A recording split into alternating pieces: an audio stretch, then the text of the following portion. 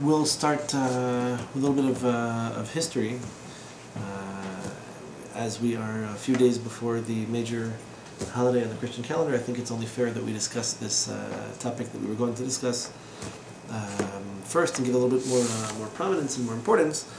So it was decided by dictatorial fiat that we will be doing another series. In this case, the halachic portion of the series will discuss the halachot of business, for the most part, ribit, how we're ethics, what we're allowed to do, what we're not allowed to do in the course of making transactions, engaging in business, borrowing, lending money, buying and selling, etc. And in the more hashkafic side of the shiur, I wanted to do, and there was an interesting proposal by Badawi, that we focus a bit on Jewish history, in particular on the Reform and later the conservative movements. Can you please explain the innocent question? There is no. Okay. So Dawi doesn't believe that God gave us the Torah, and he wants us to explore other options. Unless you want to explain.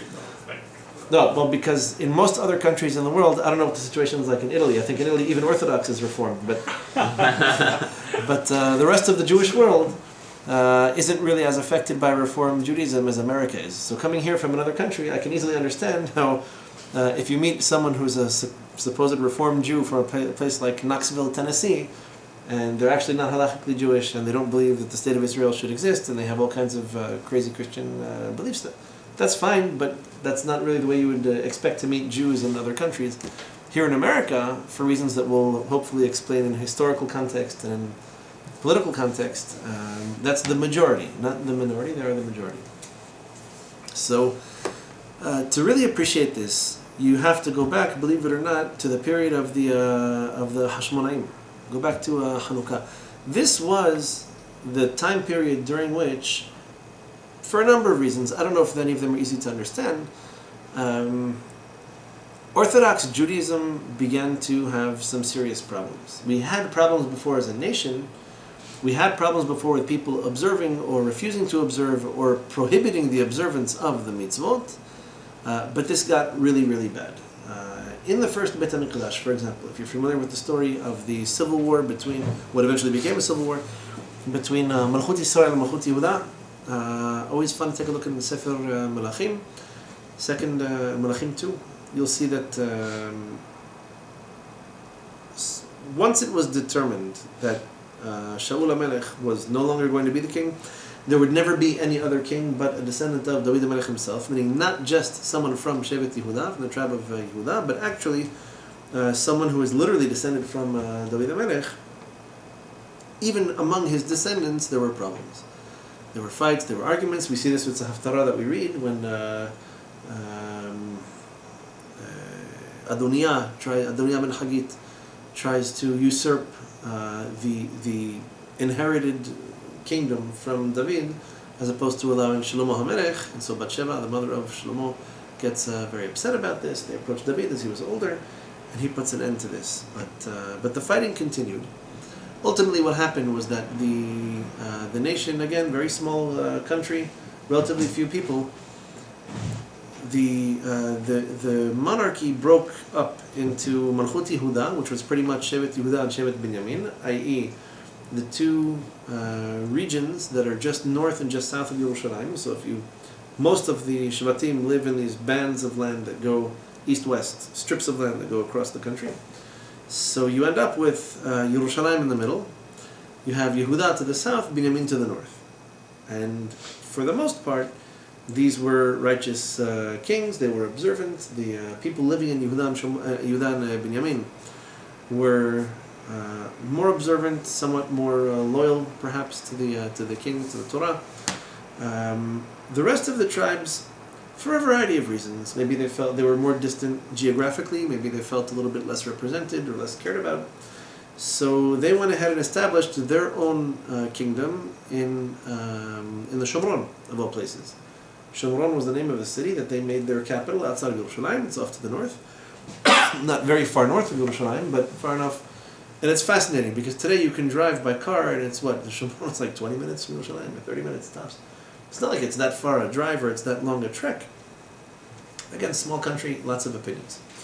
So Malchut Israel, for the most part, were pretty wicked kings. This is where you have people who officially claim to be in political control or the legitimate rulers of the nation, and some of them were very, very devoted Ovdei Avodah Zarah. The best examples of this would be Ahav and Izebel. They were not especially into Torah and mitzvot. In fact, it seems like they were very emphatically against. Izebel killed a bunch of Nevi'im. Ahav, with her support, made it asur to make a pilgrimage to Yerushalayim. They put Avodah Zarah at every possible intersection, and naturally this was the more powerful kingdom because they had more money, they had more Shabbatim, they had a little bit more support. The difference, though, between this period and what succeeded it was that this particular period, no one really claimed that what they were doing in the name of the Torah. So you had a political distinction, a political division between the Malchut Yehuda in the south, although not all of the south, but Malchut Yehuda, let's say, in the center of the country, and Malchut Yisrael was pretty much all around it, mostly focused in the north. Ahav never claimed to be a Dayan, he never claimed to be a Talmid Chacham, he never claimed to be a Rosh Hashiva. He was crazy, he was very certifiably crazy, his wife was even crazier than him, usually the case. And their attempts were more aimed at repressing, let's say oppressing the observers of the Torah and the mitzvot, of attacking the Nevi'im, and of making the nation not secular, but idolatrous. Right? This gets very complicated. Effectively, what you have is four camps. You have the camp of Malchut Yehuda, where we should be praying to Hashem, worshiping to Hashem, coming to Beit HaMikdash 3 times a year, observing the mitzvot they were given. You had Malchut Israel, which, to a very large extent, were all idolatrous. They weren't even secular. In fact, they probably didn't like secular people. What they wanted was various forms of Avodah Zarah, depending on what was fashionable at the time. Later on, you had attempts to, they'll call it reform, I'll call it corrupt Judaism from within, to say this is the Torah and how it should be observed. This is how the mitzvot should be observed, lechatchila. We believe that this is what, if Moshe were alive today, or if the Nevi'im were here, if Hazal saw the generation the way we see it, or they knew what was going to happen, they would have told you to do this too. Ahav and Izebel never made such a claim. Okay? So, yes, there were always Jews who were religious, Jews who were less religious. There were people who were educated and erudite and knowledgeable, people who observed even though they weren't very well educated, and people who didn't observe out of ignorance, and even educated people who didn't observe. This already appears in Mishlei. Shlomo Melech describes the Letz, the Kesil. These are people who have a certain degree of intellect and knowledge, but they choose not to observe. Beit HaMikdash is destroyed. The 10.5 tribes that comprised Malchut Yisrael were scattered. This is the famous 10 lost tribes. So there's a discussion in the Gemara if we're ever going to see them again, or if anybody survived of them. It could be maybe small groups. The Ethiopians claim to be from Shevet Dan. There's a book quoted by the Beit Yosef a few times. Sometimes he holds by it, sometimes he doesn't at all. But it's called Toledot. I forget the name he quoted of Eldad Hadani. That's what it's called. Eldad Hadani. He's someone from the Shevet Dan by the name of Eldad, and apparently it's an old book that came to the Beit Yosef's lap. So he goes through it. He quotes some things sometimes for, sometimes against. But apparently, there was an emigration from Israel by Shevet Dan already before the destruction of Beit HaMikdash. The Ethiopians claim they left as the destruction was happening, or right before it, and so no wonder their customs are very different from the customs of everyone else who stayed in the area. The other, maybe Shevet Bnei Menashe, they claim these Jews from Nepal, Tibet, some area in northeast India. They claim that they're related to Shevet Menashe, but there is no real claim by anybody else that they belong to a particular tribe. These tribes are effectively lost. And they were lost to Avodah Zarah and assimilation, which happens. The exile is scattered. Megillat Esther begins with describing how those Jews that still identified themselves as Jews, this is mostly, again, Judeans, so Yehuda and Binyamin, members of the tribes of Yehuda and Binyamin, with the Galut of Yechonia when Nebuchadnezzar exiled them all eastward into the Persian Empire. Well, it was in the Babylonian Empire. Later it was the Persians who took control. They come back to Eretz Yisrael. At this point, the only Jews that are still around and identifying themselves as Jews are from either Shevet Yehuda or Shevet Binyamin. It's that simple. So yes, we hope to see the Mashiach. Apparently, there aren't too many options in terms of where he can come from, because the only two, and even today we don't make a distinction anymore. There's not really that much you can say aside from the potential of your being Mashiach. What does it matter that you're from Binyamin or Yehuda?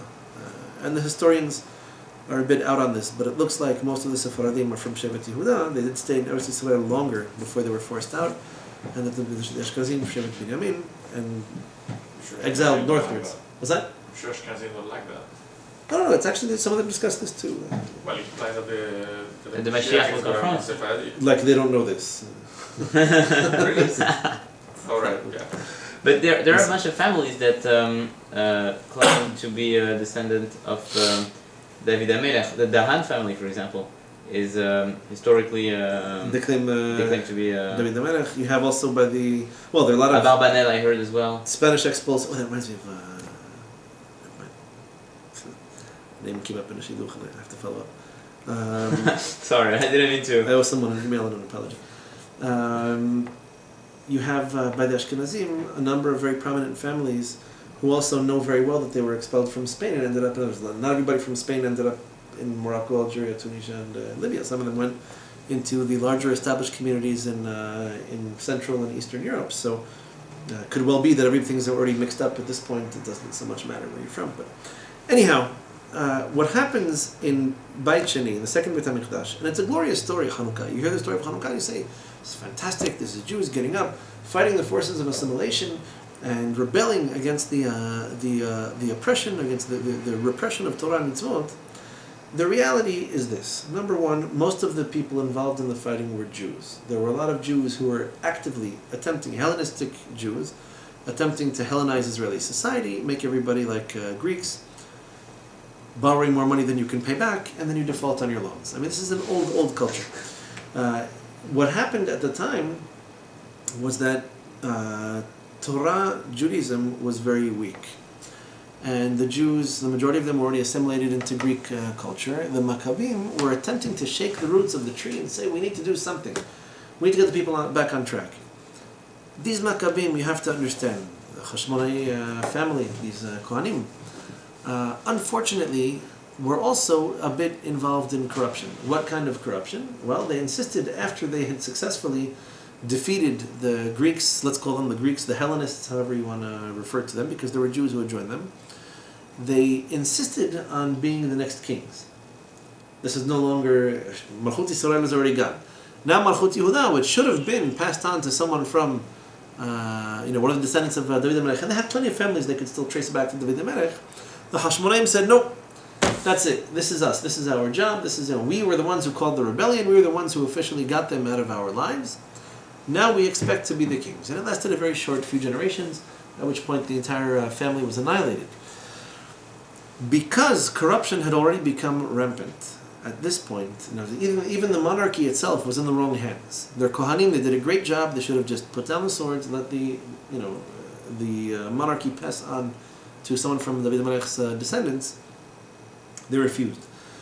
Corruption became very widespread. Once the Hashmonai dynasty collapsed, it might have been 80 or 100 years before it collapsed, you already have the Gemara describing how the Kehuna Gdolah was being purchased with money. Prominent families that were wealthy at this point, they were close to the Qisar, they were people who were close to the Roman government. The Greek Empire had effectively given way to the Romans. People were buying the position of Kohen Gadol. Every year they were dying inside Kodesh HaKodashim. They have to pull them out. Somebody else would buy it. Suicide bombers, kamikaze, I don't know what you want to call it.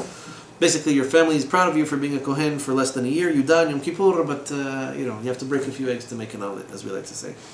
So the corruption was already getting very widespread. I mentioned that for a couple of important reasons, but this is the time in which you find people saying something has to change. Something needs to give, something needs to be done differently. Okay? Your prognosis is going to be based on your diagnosis. If what you think is wrong is the leadership of the nation, then you're going to prescribe a new leadership. If you think what's wrong is the nation, then you'll castigate, you'll rebuke the nation. You can admonish them and tell them, look, you have the Torah, you have the mitzvot. Regardless of what the leaders are doing, you should be behaving appropriately. If you think the problem isn't with the leadership per se, or with the people per se, but that the covenant itself is too hard to observe, then you start to deviate and to make different recommendations, let's say, when it comes to spirituality. So there were sects that preceded the Christians. This isn't a new concept. Christianity took off. It took a few centuries, but by the time it caught on, it really took off. They weren't the first ones who identified themselves as Jews and who decided that they wanted to make some kind of a significant change to Judaism, either in order to appeal to more people or to prevent people from assimilating out of it, or just to perpetuate their school of thought or whatever claims they made to be the legitimate heirs to the Torah. And this is a very crucial period in our history. This is when you always had Ovdei Avodah Zarah. You had idolaters. We've had them since before we left Egypt. You always had people who didn't observe. This is one of the first times you actually find groups coming together, coalescing and saying, the deal itself needs to change. The rules need to change. The mitzvot need to be amended or abridged or abbreviated or elided, eliminated altogether. It's become too much. Some of them blame the rabbis for making the mitzvot more complicated than they need to be. Some of them, tried to reinterpret the entire Torah so as to leave no room for interpretation or for rabbinic interdictions. I'll give you a couple of the names of these sects. Don't think it's worth spending too much time on them because they really aren't that prominent today. You don't really find that much. You'll find some mention of them here and there, but you may or may not have heard of the Tzaddokim, for example. The Tzaddokim, the Baitusim, these were groups that followed particular Kohanim as these corrupt Kohanim were being appointed. So Tzadok Kohen was one of the first Kohanim Gedolim appointed in Eretz Yisrael when Beit HaMikdash was built. And for some bizarre reason, after many years of loyal service, the Gemara says he faked right and turned left. I don't know what happened. He lost his discussion about how it happened, why it happened, but apparently he lost his emunah and started to lose it a little bit. So there were groups that were dedicated to him. Remember, I mentioned the corruption. A lot of these, the Jews that were looking for new forms of Judaism, happened to be very wealthy people and very ignorant. And that's a shidduch made in Gehinom. I don't know why you find very ignorant people with lots of money. Sometimes you find very learned people with very little money. So a lot of them had influence. They had clout. They had diplomatic advantage over other people. And so they supported this movement quite a bit. It was one of the more important, what we would call a heretical sect in the history in Jewish history. One of the famous things that is a very famous machloket, if you're familiar a little bit with Talmudic discussions, is how we count the date, how we arrive at the date of Shavuot. Chag Shavuot, we're told, is supposed to be 7 days, 7 weeks. We count an entire 7 weeks. From when? Mimachorat HaShabbat. Mimachorat HaShabbat, the language in the Torah. So we begin to count the day following the Shabbat. Which Shabbat is this?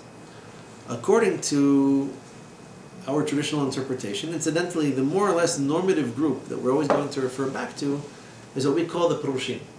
They say, so Sadducees is how they call the Tzaddokim in academic pseudo-Latin, and Pharisees, what they call the Perushim. So we traditionally understand that Yom Tov is also a form of Shabbat. It is referred to once elsewhere in the Torah as also a form of Shabbat. Yom Kippur is called Shabbat Shabbaton. It's not exactly Shabbat the way that we do it. So the term is used a little bit loosely. So we hold that the day following the first Yom Tov of Pesach, because this is how it appears in Parashat Pinchas, the day after the first day of Yom, there's only one day of Yom Tov in Eretz Yisrael, so day 1 of Chol HaMoed, i.e. day 2 of Chag HaMatzot, becomes the first day of Sfirat Omer, the first day of the Omer. And from here we count another 49, you end up day 50 is Shavuot because we fixed the calendar, we fixed the length of the months.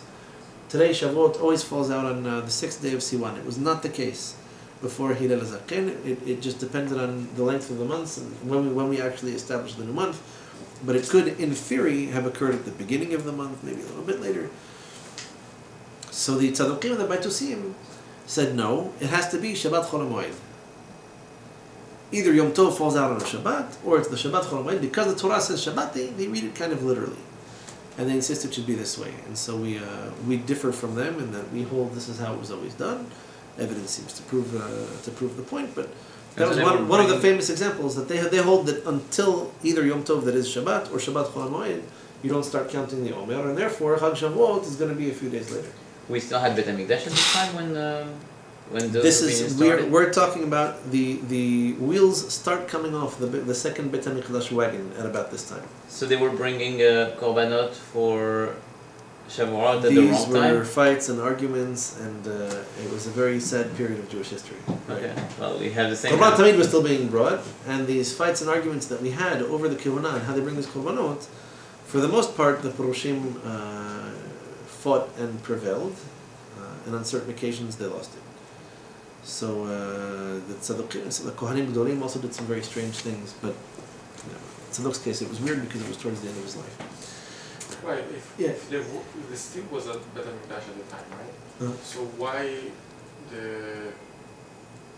whoever was in the Sanhedrin there didn't persecute those sects? They did, to the extent they were able to, they did. Well, technically, That already it was depended- heresy, you could then, no? It was heresy. That already depends not so much on truth and justice, that depends on political power. If these people control the courts, if these people control, that's right, I said control the courts. If these people control the police, if these people control, the political system, persecuting them becomes very difficult. You have to be careful about not being persecuted yourself. So it was a very difficult period for Am Yisrael. It wasn't like halakha was at this point already super well respected and easy to accomplish. The point I want to make, though, is that the Tzaddukim didn't believe that Shavuot should be erased from the map. They believed that this is how it should be done. Now, it was crazy, but they believed it. They believed that we are the legitimate, true observers of the mitzvot.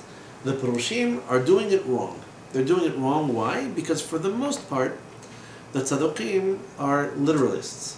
And you have a number of groups like this. The most famous of them are the Qara'im. The Karaites, by the way. Did you know that there are still Karaites today? Yeah, so In couple, parts, right? in parts of Turkey, in parts of Ukraine, of all places, parts of Egypt, they still have small communities of Karaites. I know in Ramle, where my grandparents lived in Israel, they actually had one or two Bate Knesset of these Qara'im, these people who literally Qara like Miqra, like Quran too, by the way, but literally just means the Miqra'ot, like reading the scriptures and taking them very, very literally.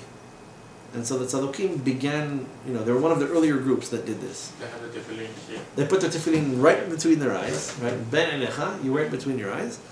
And they hang tzitzit up on tapestry on the walls because you should be able to see it. What does it matter if you're wearing it as long as you can see it? It's an article of clothing. They have, on Shabbat, they don't, lo tavaru esh b'chol moshavotechem. They don't hold from fire on Shabbat at all in any form. Today a lot of them are not so from. They're not so. They don't light up candles on Shabbat? They don't. There should be no fire, no lights burning in your house on Shabbat. Shabbat is a day of darkness. It's a day of cold. Yeah. That's okay. So look, you're asking me like I know. So no. That's just the way they hold. But there are still today several 100,000 of them. It's just an interesting feature. 700,000? Several 100,000. Yeah. Several 100,000. Wow, I thought it was like a minuscule number. It's still big. No. The question then becomes halachically, how do we hold from them? Do we consider them as Jews? That's a very good question. It's a very good question. Halachically speaking, here's the problem. It's effectively the same problem that they raised with the Ethiopians. Less so with the Russians because they weren't religious. It's much halachically easier to get married than it is to get halachically divorced. Okay? There are a number of ways in which a man and woman could become husband and wife. We're a little bit peculiar about the get process, right? This isn't Islam where the two of them appear before a qadi and he says 3 times mutalaqa, mutalaqa, mutalaqa, she's divorced, she's divorced, she's divorced, and they throw rice and they clap hands and then they go home and she's free. It doesn't work that way. You need he needs to write her some kind of a document on some kind of substrate with more or less permanent ink. It's called ketiva in the Torah, right? So writing is usually done with ink on some substance that holds ink. So it could be a dried leaf, it could be parchment, it could be paper, it could be a lot of things, but until you actually write this, and you write at least the words Harreat mutarat lechol adam, you're hereby free to marry anyone, you're no more longer my wife, I'm no longer your husband. There's a whole bunch of formulae that you could use in order to express your desire to divorce your wife, even without using dirty words. But that particular part of the process, according to the Torah, you're not divorced until you wrote a document and literally gave it to her or gave it to someone to give her, or someone receives it on her behalf if you know she wants to receive it. And that's much harder to do. So in a culture where you have marriage, which pretty much most cultures do, and a husband and wife get married and they live together and they have kids and everybody knows them as a married couple, marriage is the easy part, right? Staying married is really hard, but getting divorced is already much more complicated. So what happens in a culture like this, where a husband and wife get married and then it doesn't work out, and then whatever routine or ritual they have for a couple that's getting divorced isn't really halachic, not halachically valid, and then she goes off and she marries somebody else, so she's technically an adulteress. And that makes life a little bit difficult because her kids will be mamzerim, and it becomes a whole discussion. So at the end of the day, we try to hold leniently, where what they call kiddushin is not really kiddushin. In other words, they're not really married, but it gets complicated if they're a little bit more knowledgeable and they have been doing kiddushin the way that we usually hold them. It becomes a problem. And if one of them wants to do teshuvah and adhere to mainstream Judaism, Well, it never so happens. if you're Jewish, we don't have a process of conversion. This is the irony. If you're Jewish, you might be a mamzer. If you're not Jewish to begin with, all bets are off. You do giur and you're like a baby that was just born, and there's no issue. So we don't know what to do with those guys. Well, most of the poskim who were contacted by the Rabbanut, or who worked in the Rabbanut, effectively held more, tried to hold more leniently. Let's put it that way. How ideally one would tell you, my daughter should marry a guy like this. They all found a way, one way or another, to rely on certain questions and doubts and other possibilities. Anyway, as the period leading up to the destruction of Beit HaMikdash got worse, the corruption got worse, the machlokot got a lot worse, right? We're familiar with, Beit HaMikdash being destroyed by Sinat Chinam. You realize that we're talking about the second Beit HaMikdash. The first Beit HaMikdash was a function of Gilo Arayot Shefichut Damei Avodah Zarah. I mean, it wasn't Sinat Chinam. People hated each other for a reason. Either because of adultery or because of murder, because of Avodah Zarah, all sorts of idolatry that they were worshipping.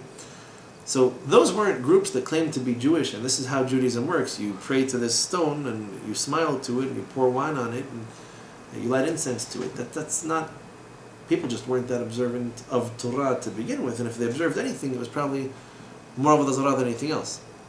Beit Sheni is very strange that way. Okay, we lost 80+% of the nation anyway in the interim, so you're talking about much less Jews, and you're talking about Jews of a much more, let's say, particular genealogy. But between Binyamin and Yehuda, it's not so clear how many absolutely secular Jews you had and how many Jews just subscribed to some of these more heretical sects. I bring this up because Christianity didn't come out of nowhere. Christianity really was the most successful attempt at reforming Judaism, if we're going to use the etymologically accurate reform, right? They just made a new shape out of Judaism. They took the Plato and they just made something else out of it. Christianity had its predecessors, and in fact, the predecessors themselves, some of them even, let's say, diagnosed the situation the same way. You're familiar with the Essenes, Isiim, they call them in Hebrew. It's not so clear that the group is described a number of times in different ways, but this is a group that apparently believed that society had become too corrupt.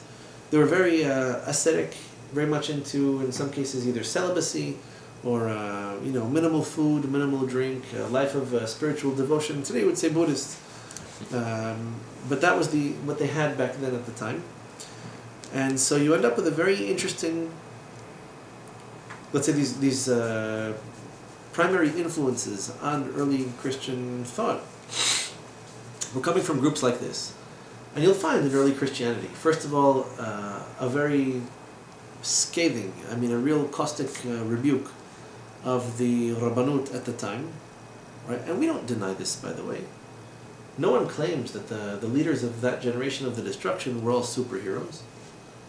You don't see Jews standing up and countering the claim made by the Christians that our leadership was perfect. What are you talking about? Everything was great. Beit HaMikdash, it fell on its own. It was a construction thing. Obviously, we know there were problems. We knew there was corruption. We knew the Kohanim were appointed by and for big money, corporate interests, call it what you will. We knew there was a lot of, incestual conflicts of interest. And some of these groups were pulling in different directions. Everybody had their own interpretations of the Torah. So the ground was very, very fertile for a reformation of Judaism that, first of all, has no trust in the Rabbanim, that disdains and holds in contempt the entire concept of wealth and money as it's associated with religion. You'll find later that actually Catholicism repeats all of this, all of the abuses that supposedly, anyway, Jesus and his followers perceived in the leadership, the secular and religious leadership of that generation, they're all repeated by the church. That's why they get the secondary form on their own. Which is correct. That's why they did it. Which is why the Lutheran reform of Catholicism was effectively an accusation of the church having repeated all the very same things that led to the advent of Christianity in the first place. Which is funny, but this is just how things are. Look at the French Revolution. 1789 until Napoleon? Not even. Why are they going on wars all of a sudden? What happened to liberty, fraternity, equality? Okay, maybe not. So, The Who wrote a song making fun of that, by the way. The what? The Who. The British rock band. Yeah. Oh, okay. We Won't Get Fooled Again. No, that's what it was. Yeah, if you know the words of the song, basically they're talking about the French Revolution. It's like how, the revolution was great, everybody's free, we love everybody, and then we go on these conquests and kill a bunch of people. What the hell? How did we get here? Why is it? So they kept on saying that the revolution is great, we believe in the revolution, and let's hope that this time the revolution is really going to come and we don't get fooled again. Like, we're not going to make the same mistake. Well, bottom line, you had some guy who just took advantage of the system. Just one guy, Like, some kind of... One guy with lots of soldiers, lots of friends, Yeah. lots of influence. Okay. As usual. One guy. So this is what you have. The Christians weren't the first group. They weren't the first group that was even somewhat persecuted. Look, in all honesty, it's not like Chazal had a very big respect for the Christians. They held them to be heretics. And so they excluded them from Beit Knesset. They refused to allow them to participate in most any religious routine or ceremony. At this time, they're still Jewish. Okay? Remember this. The first Christians are Jews. Jesus was Jewish. There, I said it 3 days before his not so accurate birthday, but he was Jewish. As far as he knew, he was Jewish. He thought he was doing a mitzvah by criticizing the corruption where he saw it. He was trying to help the poor and the widows and the orphans, people who are ignorant. This is really interesting, by the way. In other words, he turns to them. It's easy to get the support of people who don't really know all that much. But if you look at the what they call the New Testament, you'll find a lot of references to poor fishermen, to prostitutes, to... you'd think he was in South Street Seaport here in the Lower East Side. Huh? The destitutes. That was... You had those kind of toots also, but yes. But the common theme is that it's a very popularist agenda. It's very easy to appeal to people that have no money and say the reason that you're suffering is because of the guy who has the money.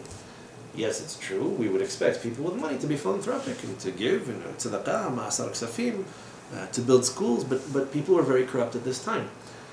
It's not that we disagree that the wealthy people and the people who had influence should have used it for good things and not for bad things. That much we can agree on.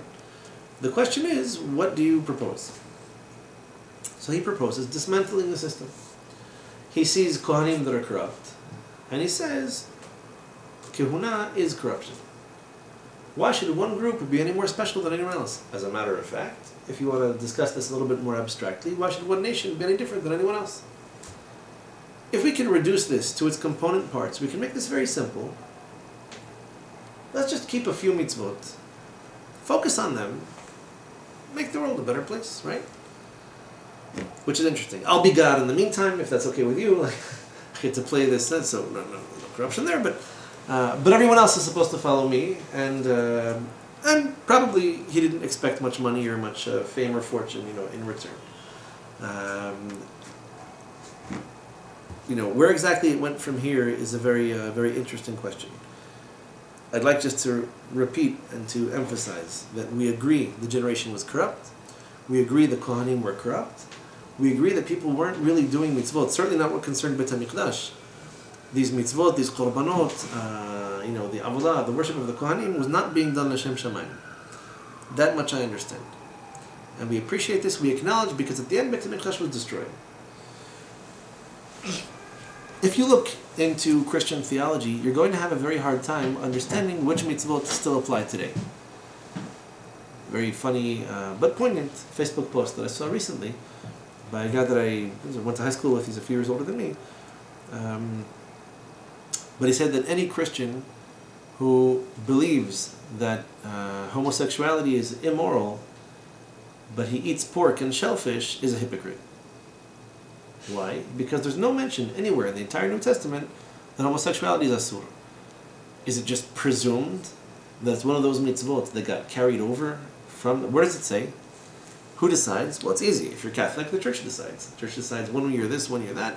You have to deal with it. It's not very clear what's included and what's excluded. I can tell you what happened, because this is going to always consistently happen whenever someone picks up an axe and takes it to the Torah. You begin by reforming one or two things, and in the end, you left a tattered rag of the Torah, there's nothing left. You might begin with a legitimate claim, you might begin with a valiant cause, with a just perception of reality, and a righteous proposal or prescription for it. In the end, these movements, especially those that are popularist in nature, end up being run by the people.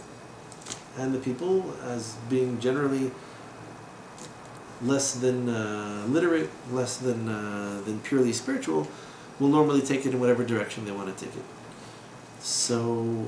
That's because they don't have enough guidelines and direction for people to follow?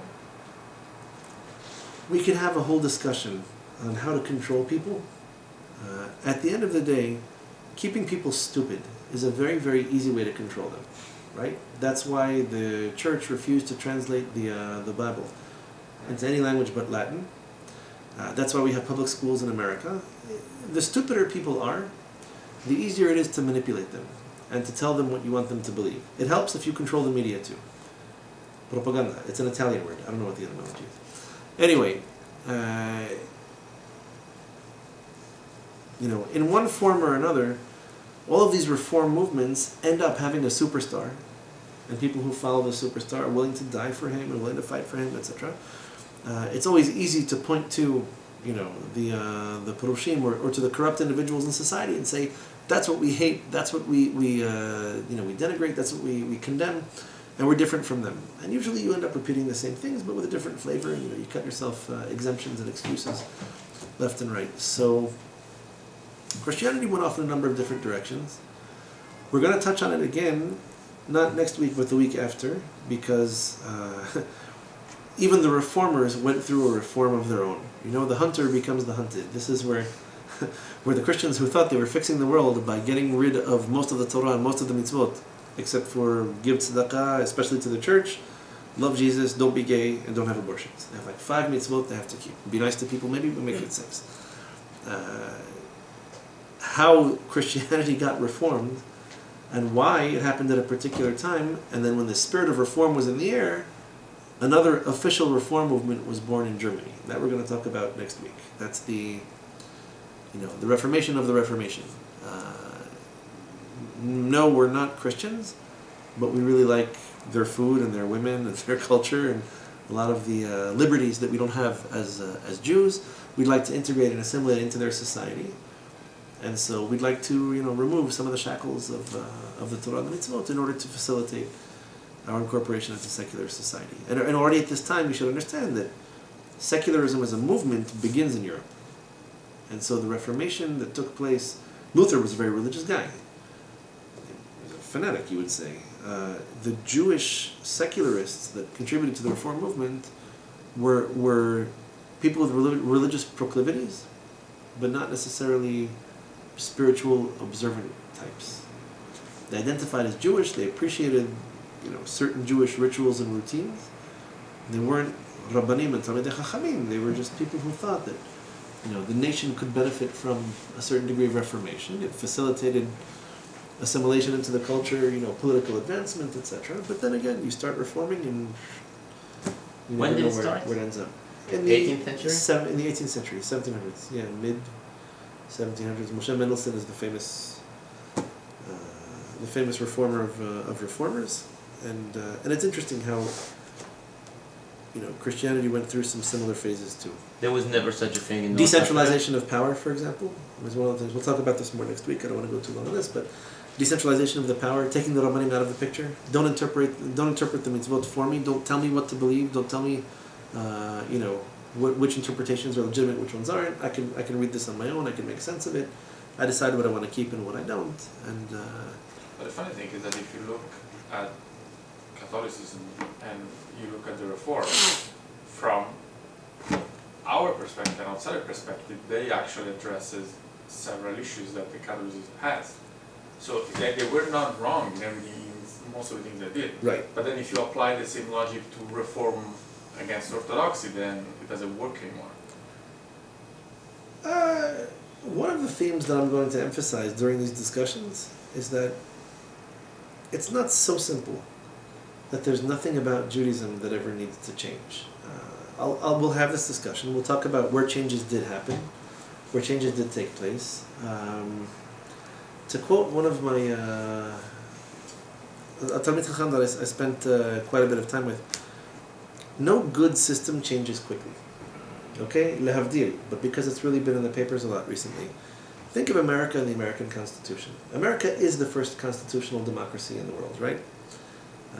The Swiss don't really have as much of a constitution. As a country, it developed a little bit slowly and very differently. The Constitution itself is an absolute work of art. You really need to read it a dozen times in order to appreciate how the document is not too specific, not too general, how it guarantees certain basic rights, and how it was designed to limit the power and the control of the government. The authority, the power and the control of the government. The Americans define liberty as liberty from government, liberty from tyranny, liberty from religious institutions. Let me do my thing, you do your thing, as long as you don't bother me, I don't bother you, and we're happy. The idea that, there are certain, the desire to improve upon things, or the desire to make things more observed, very often comes at great expense, right? You can't, if the Chachamim made too many takanot, too many decrees, food becomes expensive, it becomes scarce, it becomes difficult to find. Look at Pesach. Everything kosher at Pesach costs 5 times what it should, but why? At some point you say to yourself, is all of this necessary? Is all of this required?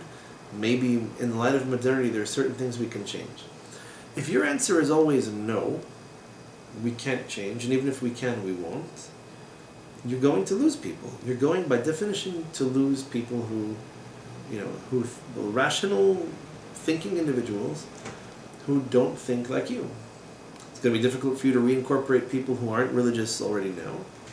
It's going to be difficult for you to retain the people who are currently religious and want to stay that way and raise their children that way. At the same time, the danger is on the opposite side, where you start reforming and you reform too quickly, everything falls apart. The American Constitution was passed the way that it was because it was short, because it was easy, because it was universal, and it went through 1 million revisions before they actually signed the original. They added to it the Bill of Rights, 9 and then it became 10, what they call the Bill of Rights, are basic liberties that the Constitution cannot infringe upon. So these 10 things are always, in effect, and there's no way the Constitution was ever meant to abridge them or prevent them or abrogate them. And the process of amending the Constitution is very complicated. 3/4 of the states, or 2/3 of the 3/4 of the Senate. It's a good system because it's hard to change. It was good from the beginning, otherwise it would have collapsed. And it remained stable for many years. This is the most prosperous country in the world. Why? Because it was difficult to change the fundamentals, the fundamental rules and laws and rights of the country. And a country that goes through very radical fundamental changes is not stable and it's not going to last. A country whose government is too intrusive and too restrictive is not going to last. The people are going to rebel. A country that has no laws and no rules is also not a country, or borders for that matter. But the system lasted almost 250 years, specifically because it's simple enough to understand, simple enough to execute. It has checks and balances on it, and it's very difficult to amend or to repeal. In terms of Torah, there are plenty of places that you can make the case that certain things are a little bit antiquated. Okay? The mitzvah of adultery or homosexuality, that's not antiquated. We can discuss hashkafa, we can talk about what we think, what we believe, what we prescribe to other people. That's not antiquity. Antiquated might be Gitliot. Maybe in the year 2015, 2016, maybe we can separate rice from wheat and barley. Maybe there are certain things that are rabbinic in nature that don't necessarily hold to this very day, or that can be done differently to the benefit of the nation. I can give you lots of examples. Nikur would be one, but that's my own personal battle. I mean, it's not an easy system to change. I don't regret that the system is hard to change. I don't regret that. If it were impossible to change, it wouldn't last. That change is difficult to implement, I'm with that. And so I'm still having my discussions. I'm still meeting with people, still giving demonstrations and presentations. It's slow, it's tedious, it's difficult, but at the end, hopefully we can work on certain things. You want to tell me now that Judaism is never going to change, it's always going to be the same forever and ever. I don't know. Maybe there are certain things we can, that we would just lose, or that we wouldn't be able to do, or just people that we're unfortunately not going to be able to incorporate. But there's a common base, 613 mitzvot, they're just not going to change. Yeah, but the 613 mitzvot, first of all, don't always apply to everyone. There are mitzvot that only apply to women, only apply to men, only apply to Kohanim, to Leviim, only apply when Beit HaMikdash is in existence, they only apply to people who work in agriculture. So how many mitzvot do you yourself, you need to observe them all, but... The question is like, there are things that will just by principle never change. Correct.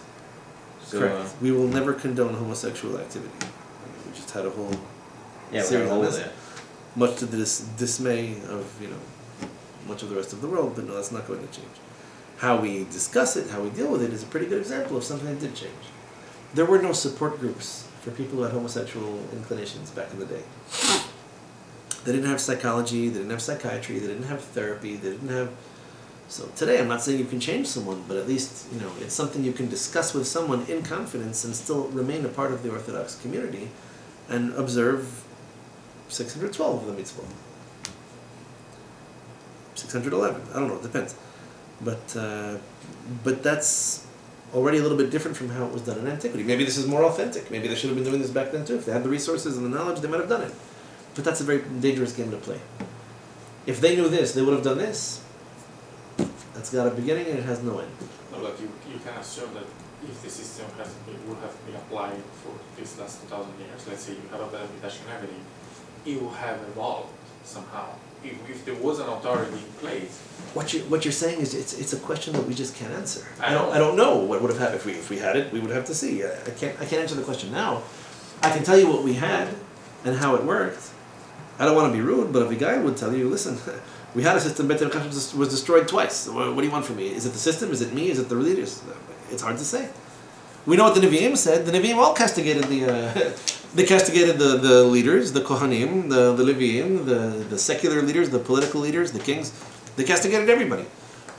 What we haven't had is a very consistently, properly functioning system Beit HaMikdash, for as long as it was up, it existed. Once it was destroyed, we can all point fingers and blame. But the question is, if you're going to reform the laws themselves or the traditions themselves, you start and you never stop. Who decides what's enough, what's too much? Where do you stop? Which groups are you trying to make happy? The homosexuals, the computer technicians, the people who work with machines, with fire, with electricity. Agriculture. Where do you want to reform and amend? So we'll talk about this more next week, because it becomes those are in fact the questions that the reform asked. But it was a process that happened very quickly, just as much better recorded in terms of the history and the development of it. So take a quick couple of minutes, and we'll continue with some business law.